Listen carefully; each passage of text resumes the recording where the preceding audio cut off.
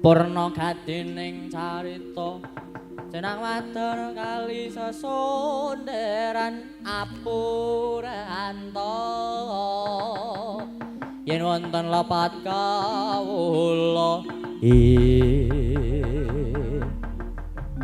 wah Antasena sejatine kae mau sapa kae Wadrupadi wah cah edan ya ora apa-apa ya men langsung lunga Wadrupadi men mrepeki kelawan Puntadewa wah banjur bapakmu arep tok neweni gawean apa maneh gandeng saksuwene bapak ninggalke praja iku ana retuning praja yaiku ratu kang mau bakal mlengket negara Ndrawati jejuluk aduh tandang ngono kae ya aja padha melu-melu tak sampake karo bumi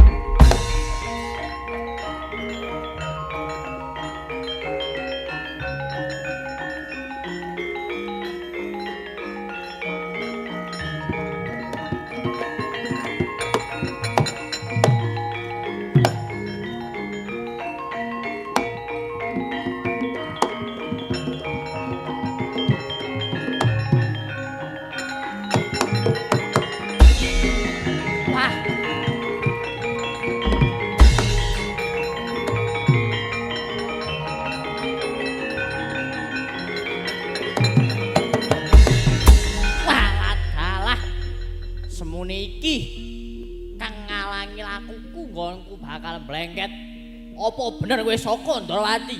Wah, aku Werkudara. Panegak Pandhawa. Walah dalah sing duwe negara Ngamarta, ndak jaluk negara Ngamarta. Apa apa mati dening walah dalah nantang banget.